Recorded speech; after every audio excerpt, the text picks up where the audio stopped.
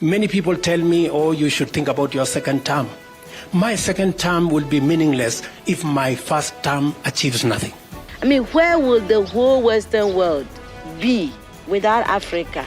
Our cocoa, our timber, our gold, our diamonds, our platinum, our whatever. Everything you are is us. If William Ruto is not able to fix the challenges this country has, then I don't know who can fix them. Why? Because he's been with 5 presidents. The only person he wasn't with was Mzee Kenyatta. He's been with Moi, he's been with Kibaki, he's been with Uhuru.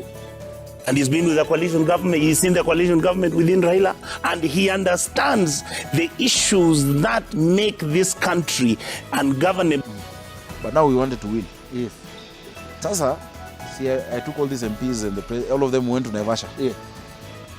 And I was doing a presentation on numbers, as always. I'm the guy who does the numbers presentation. So I do the presentation, I tell them for us to win, and not to be tribal, but that's how sometimes you look at the numbers.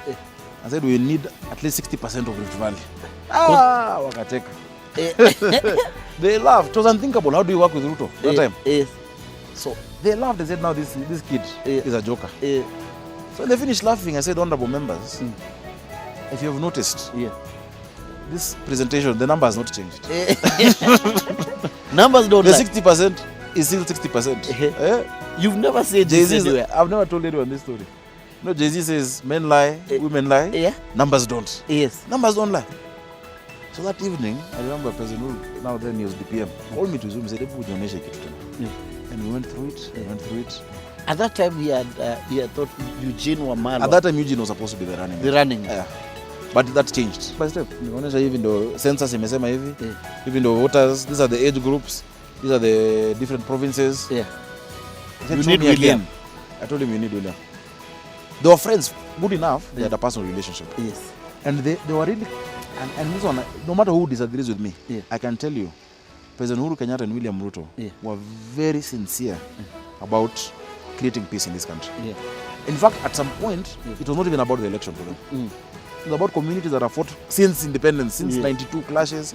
Zikuja pamoja. It was very genuine. Yeah. And that's how we formed that now Jubilee coalition. Sasa baadaye usiniulize. But then ndio ukashikanisha sasa. So it was, and we just became all buddies. Yeah. Many times it would be 4 of us. William Ruto would be with Nixon Korir, myself with Uhuru. Tunapaka kuleta t-shirts, nini. You know, and the team now became bigger. We will now move to the party. Yes. I left the communication office, which I had set up the comms office with Akina Itumbi and the rest. I got them. And they're also amazing guys. I think the rest is history. Wow. Thank you so much. I think you've learned something in all those conversations, right? Now, in every opportunity that President William Samoei Ruto has gotten that platform to address the European countries or European presidents or European representation, he didn't fear any of them either, but he said it point blank and open, with a very open and sober mind.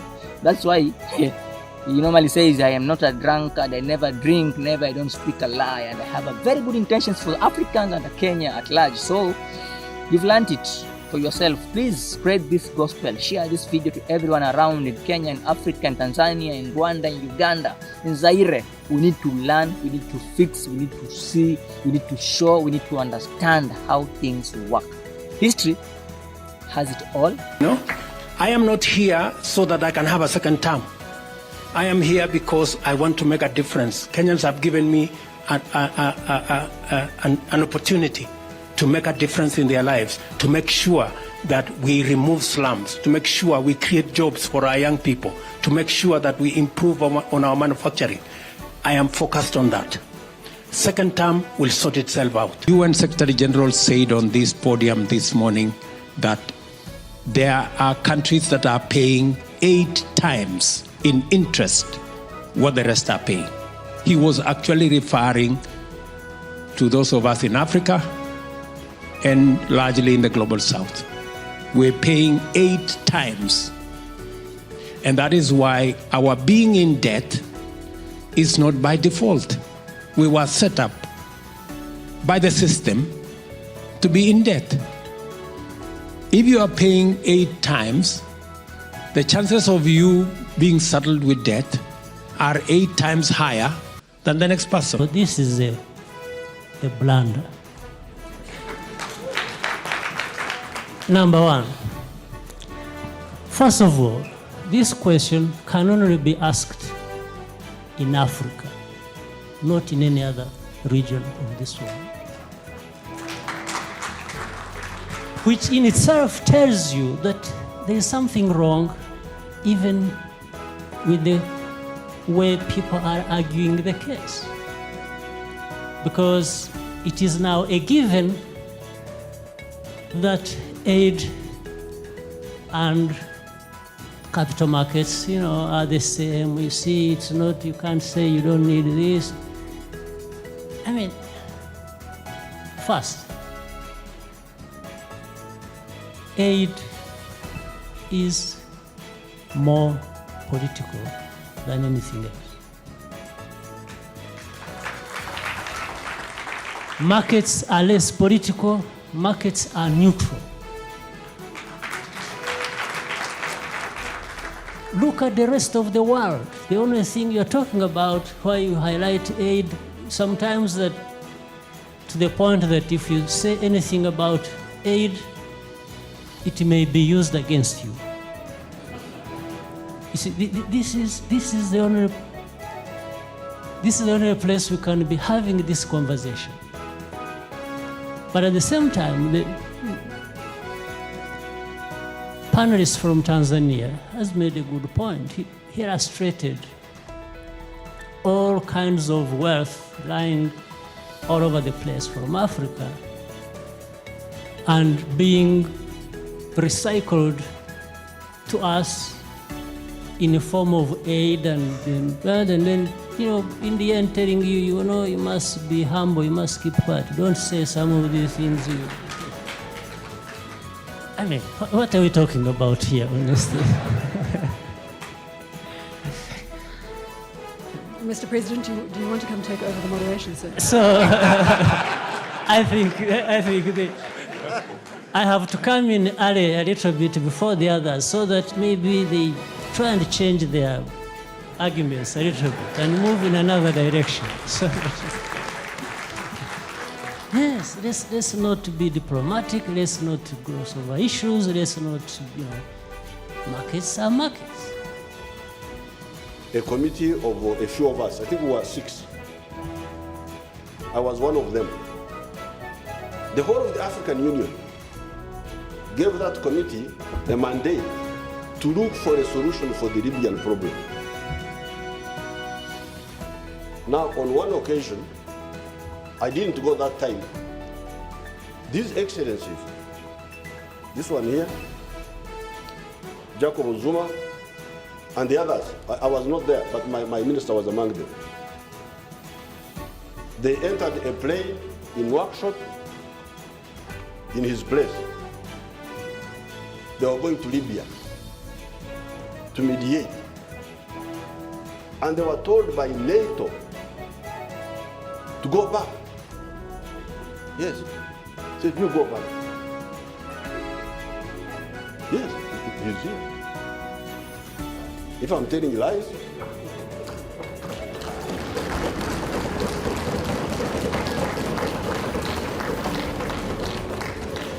I'm not the one who invited him, you're the one who invited him.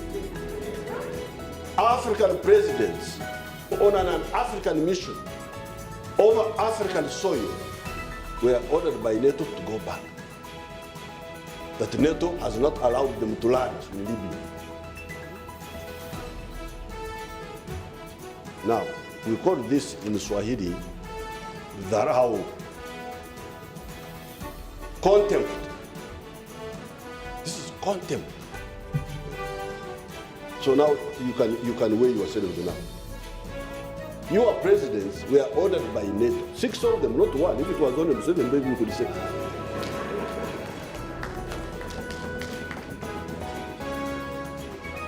Six excellencies, African excellencies, were ordered, go back. Over Africa.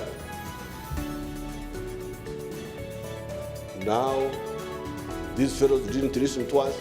They continued. They killed Gaddafi. Now Libya is in tatters. Up to today. And the problem did not only end in Libya, it went into Mali, it has gone now into Chad. The whole area is in flames. Egypt, yeah.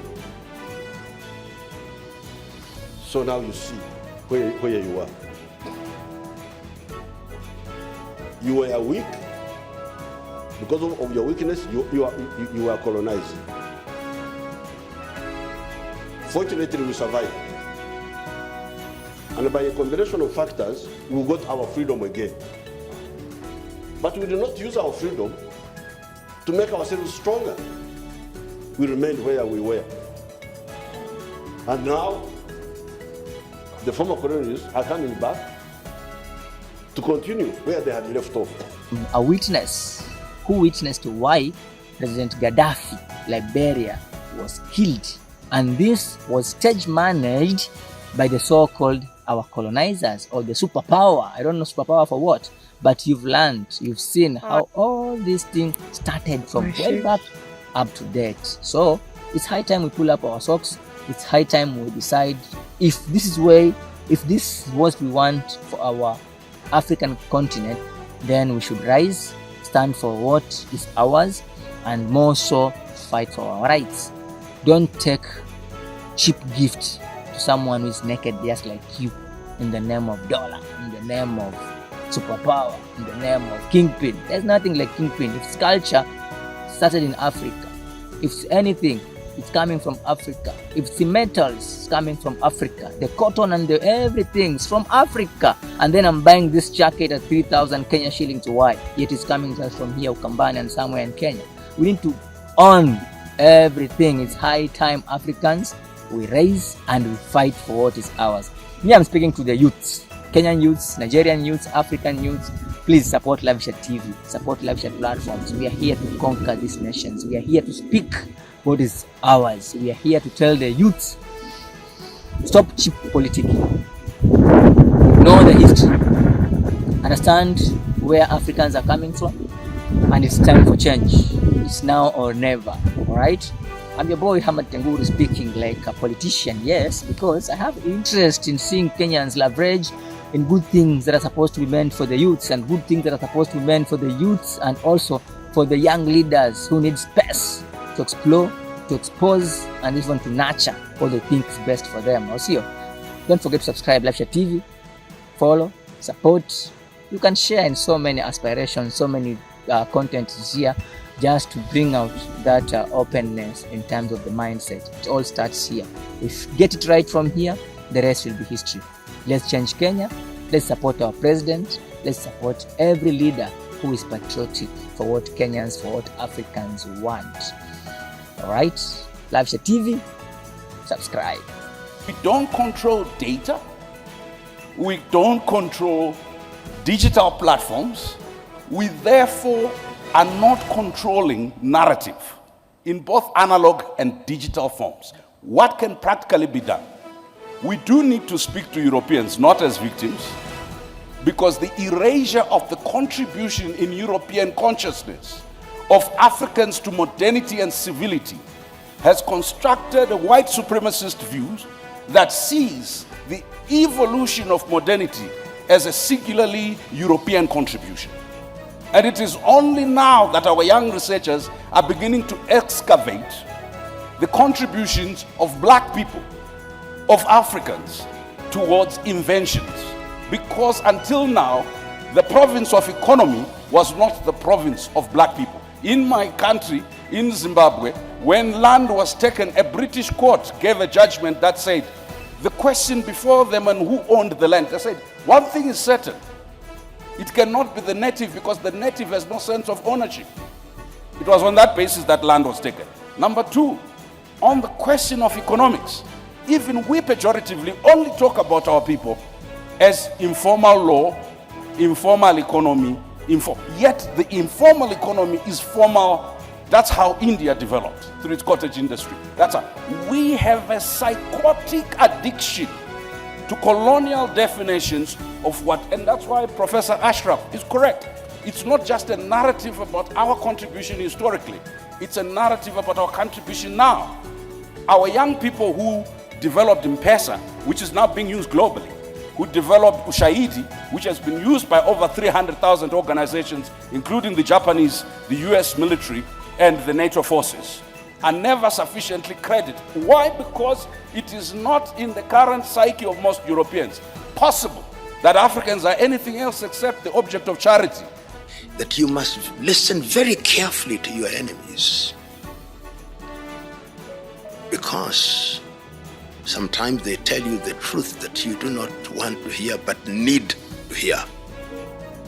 Sometimes you are surrounded by a coterie of people who pretend to be your friends, but they are not. They are friends of the office that you hold and the things and the doors that you can open for them.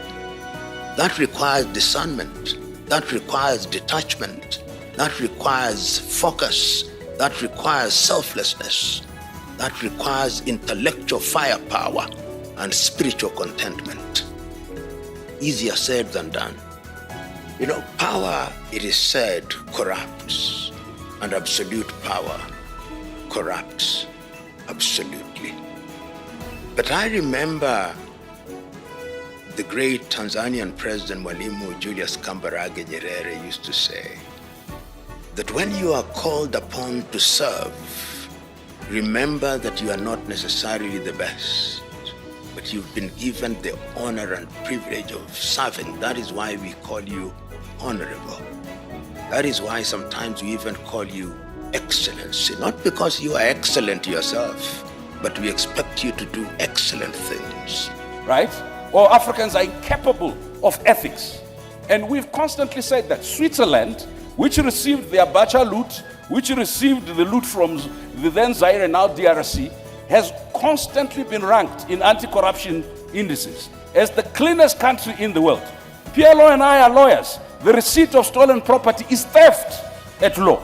How is it that you will have Nigeria and Kenya ranked so far, and yet the country that receives the money ranked so up? I think that if you're changing narrative, you also have to change behavior.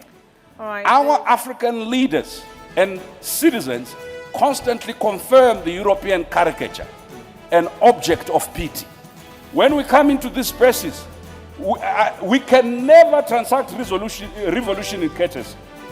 I like to be civil, to be courteous, right? But each time I start pointing to atrocities committed by African governments, the Europeans and the Americans cheer me up. Each time I refer to the historical atrocities and continuing atrocities committed first by governments and by companies that are dumping cyanide into our underground water and nuclear waste, right? You know what it is said? This is retrogressive. It's undermining investment.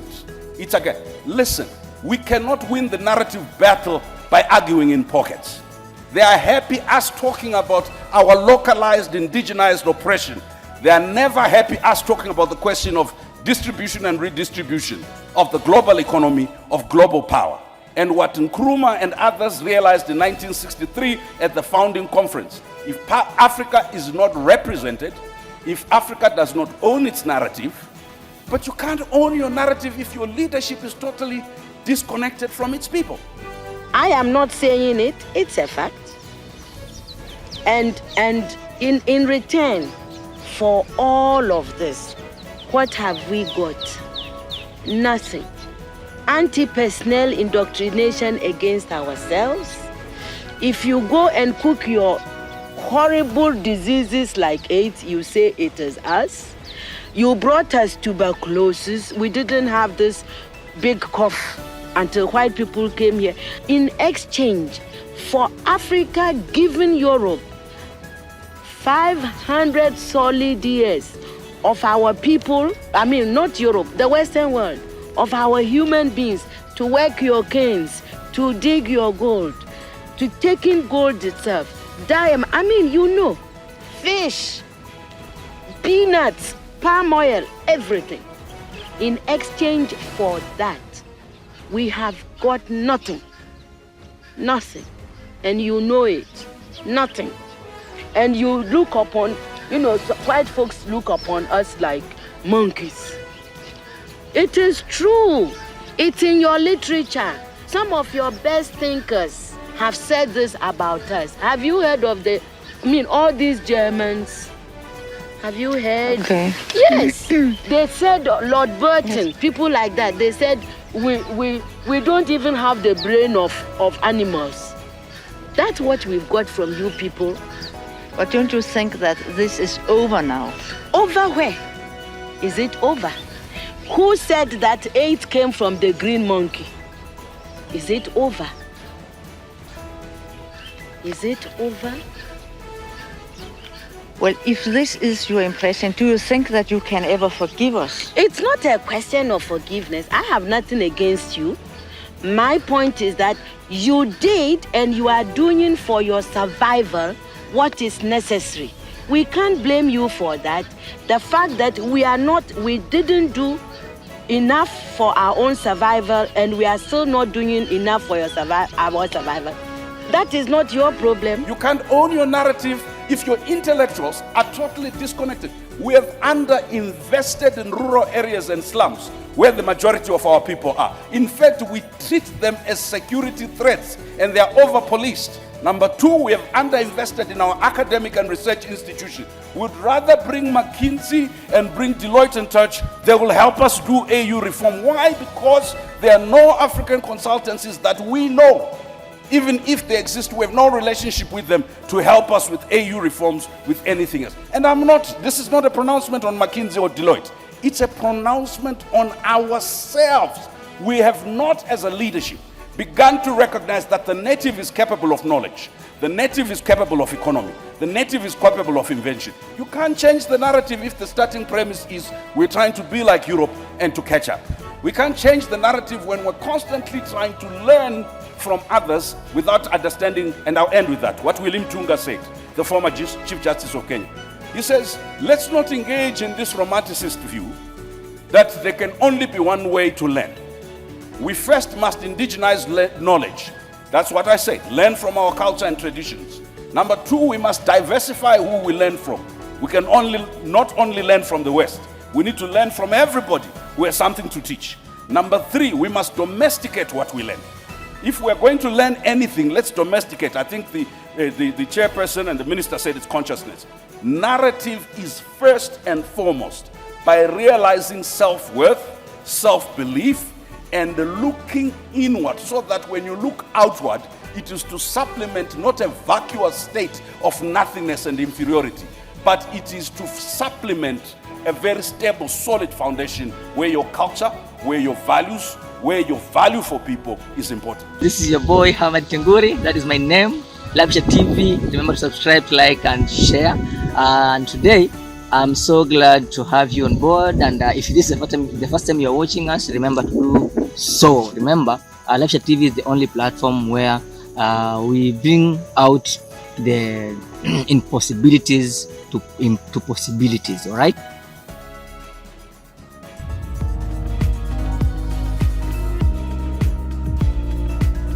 Buried in our paper, iwe kuna mawingu na minyesho, your body baby joto. Hey yo, what's up my royal kings and queens? It's your girl here, the CEO of Royal Treat Beauty and Fashions. Just to let you know that we have the new ins for the ladies, for the male. So karibuni sana, feel free to walk in for your bridal and simple makeups, and as well your beautiful and elegant wears from us. Karibuni sana. Today, sapana pana condition.